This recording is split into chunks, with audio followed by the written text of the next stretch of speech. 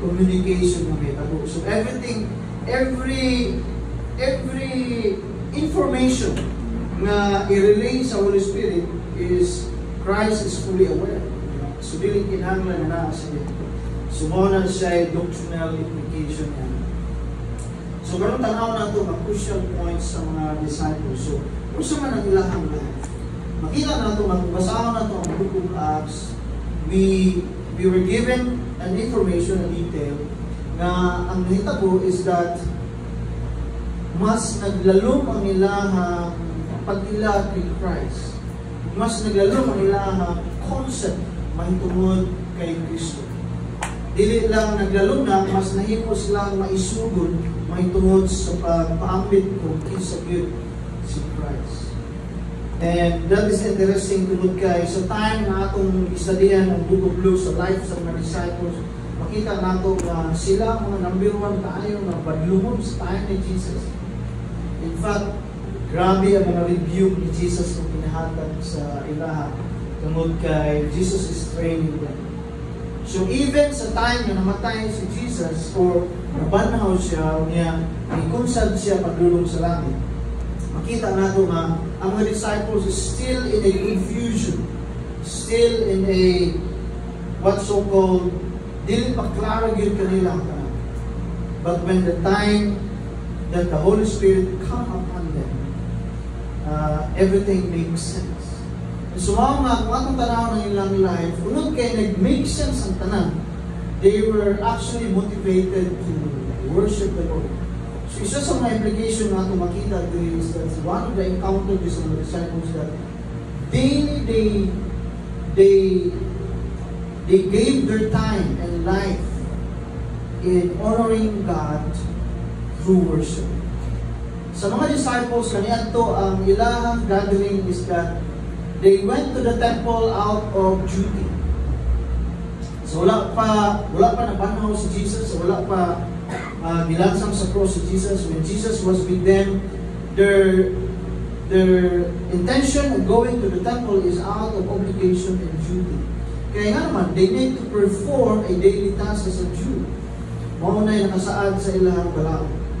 But everything makes sense when they realize that Christ is Lord and the Messiah. Nakita nila na ang worship is a daily lifestyle nila. Mo galing na, kumusahan mo ang Acts chapter 1 and Acts chapter 2, ang mga Pharisees and Sadducees, ang mga leaders, matinala kayo, kanunay man sila na sa temple. Unya, dili lang sila na sa temple, actively, passively listening and passively doing their obligation. Pero makita nato sa disciples ang mga time, they are the ones who are actually teaching inside the temple. Mga masuko kayo ang mga Pharisees nila. Kaya naman, iluga nila ang trabaho ang mga Phariseo at ang mga Sadducees. So that's one thing. Makita nato na grabe ang ilang worship, grabe ang ilang expression, ilang longing to honor and to seek the Lord every day in their lives. Grabe ang ilang desire for honoring God and worshiping the Lord. Pangutanan naman, what happened to them? Una sa tanan, makita nato that everything makes sense in our mind. That the Christ, once they have doubted, and the Christ that once they have put their little faith at the start, it makes sense na ilang heroes that they fully understand and realize that Jesus is God and He is the Christ na ilang gihulat. So sa may implication na ito makita rin in the life of Jesus Christ. Kung naagit tayo tinuod na experience of the living Christ in our very heart, in our lives, worship will become just meaningful as it used to be. Mas mahimo siyang meaningful pag-iyon kanato. Mas mahimo siyang desirable pag-iyon kanato. If we have a true experience of the true presence of Christ. So pangutana, paano man nato may experience, Pastor, na sama sa imong giingon, wala naman ang physical presence of Christ. We can experience that kung ato, iabot na dito sa punto sa ato kinabuhi, that we allow Jesus, His Holy Spirit, to reign in our very heart, to reign in our very lives. And that is the manifestation of the presence of God today sa ato ang kinabuhi. So we can never ask the Lord Jesus to come to us now, kung He is not here. Pero magdumog niya ang ato ang ginaiistoryahan. Kabalo siya sa atong kinabuhi through the presence of the Holy Spirit in our lives. Pero kinsa man ang mag-convict ka nato karon, kinsa man ang mag-transform ka nato karon, it is the Holy Presence, it is the Holy Spirit of God, is the one that should indwell in us. And that is a mark of a true worshiper diha sa Ginoo. Hantod, matod pa sa atong ibasa, hantod dili na maabot kanimo, dili mag-make sense kanimo ang pag-worship sa Ginoo. Dili mag-make sense kanimo ang pag-desire sa Ginoo. Dili mag-make sense kanimo ang paghandog diha sa Ginoo. And labaw sa tanan, you will never be courageous enough to testify and to witness for God in that sense. So mga critical point is that, how do you know na ang usa ka believer o usa ka disciple is filled by the Holy Spirit? How do you know na ang believers karon is filled by the presence of God? I want to repeat that question. Sa time sa mga disciples, matong tanaw ng Acts chapter 2, there is a physical manifestation of the Holy Spirit at that time. So literally they hear a wind. Kaya nga naman sa Old Testament, ang description of God's Spirit is wind. Umiyon ta sa Hebrew, Spirit, ang ilang idea niya is wind. Kung siya hangin, masama na yung hangin na itong mapari. Ma-feel mo na sa diya, pero okay makita. Kabulusan ka sa iyang direction tungkol sa imuhang ma-feel na iyang appearance. In a sense, imuhang mabati ang iyang pagligo. Pero you can never really notice a manifestation of the air inside the room. Pero kanina time, adunay tinatawag na itong bagyo. Ang description sa Bible is a gale. A gale na murabag ka ng, para sa naitago sa mga disciples na a strong wind, iabot sa sea, sa Lake of Galilee niya, iuyog ang ilang bangka to the point na mahadlok sila because of the idea na kusog kayo ang hangin. And so yun na ang experience nila sa temple when they were there worshiping the Lord in prayer. And so they experienced the wind. Yung katong hangin is a manifestation of the presence of God. Ang pangutana, di man ni ana karon ang ligo, no? Sa first time when the Holy Spirit manifests, ingana ang manifestation. Pero karon sa mga believer, or kita, like ako, kung akong balikan ng history of conversion, kung may instance in my life, pati kung bugnaw, init pa karon, kung murbag, gipaningot ka, bugnaw, ni ana, kung ningon ka, yun yung wala, Espiritu, wala may ana. Wala ko'y manifestation of yan ang klaseng Another thing is that wala say physical idea or physical manifestation na you'll be able to understand languages. When I come to have put my faith in Jesus, walay concept dito na experience na ako, I was able to speak Manobo, fluent. Wala yun na. Wala ko yun. So, ang critical question na nato karon, how do you know? Kasi sa New Testament, sa Book of Acts, adunay gyud physical manifestation of the Holy Spirit. They begin to praise God in the language, in the tongues that is not usually used sa ilang tongue. And so, muna siya idea. Unya sila, napuno sila, pagkapuno nila sa Holy Spirit, they began to be oriented with the Scripture. Like si Apostle Peter, ang tanan niya ginainon, tanan niya niwali, is that nakabase kanunay sa giingon sa Scripture. What is interesting nga itong ma-discover din is sa Book of Acts 1 and chapter 2, makita ninyo nga si Peter kanun iyang i-interpret ang Book of Psalms.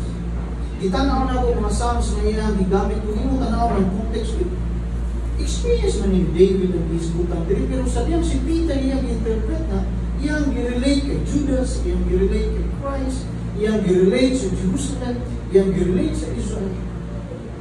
They were given a new insight when tungod niya. So maagi physical manifestation.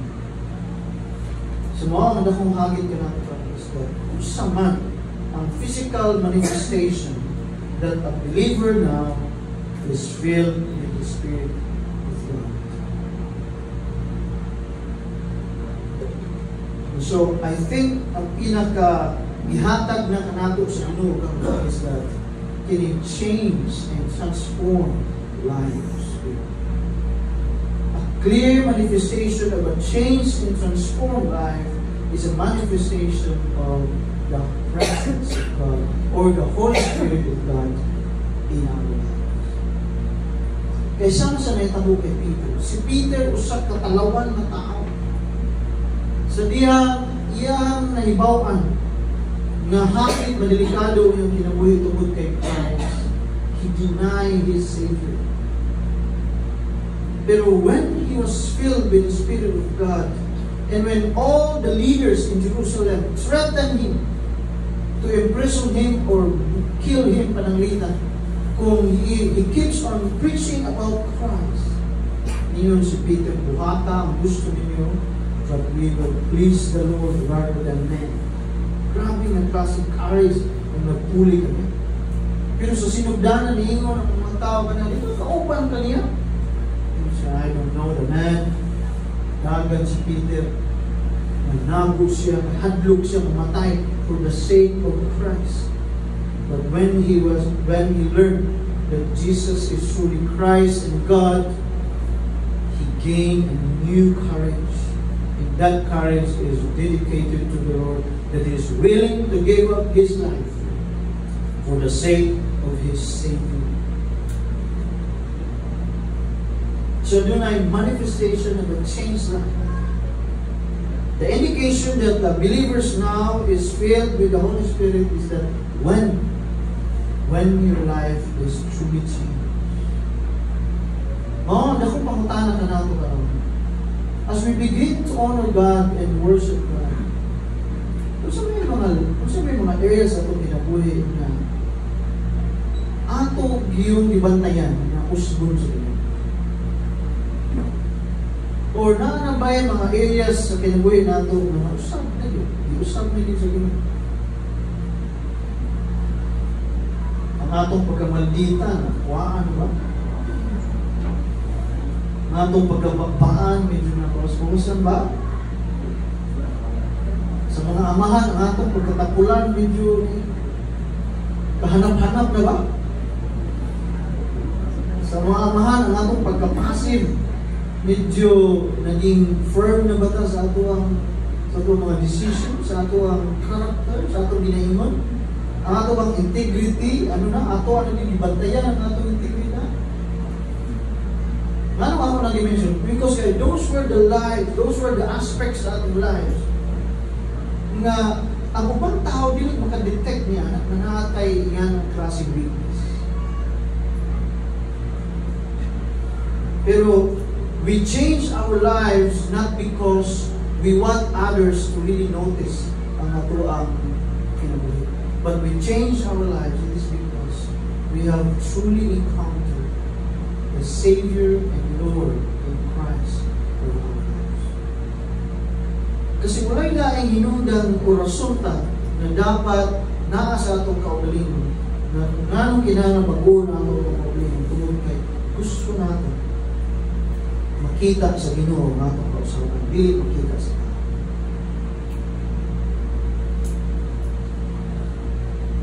And that will only happen if na tawag natin na we allow His Spirit to work in our lives. So, ang pangtana, kung sa may itudlo ni Jesus, may tungod sa Holy Spirit. Jesus never taught His disciples that when you have the Holy Spirit, you'll be able to speak various languages. Dili na mo ay gingon ni Christ. Panagingon ni Jesus is that, first and foremost, if you have the holy presence of God, you'll be able to discern first what is right. Kung mo asan niyo nababasa? In John chapter 16. Muna yung itulo sa mga disciples. The Holy Spirit will guide you to the truth. So sa may implication niya na, therefore, if we have the Holy Spirit, we will always seek to know kung sa Diyod ang tama, kung saan aming buhaton, kung saan sakto buhaton. The other night, namin ka-istorya na tao. Hindi ko kaya kasabot kay the more you ask her about sa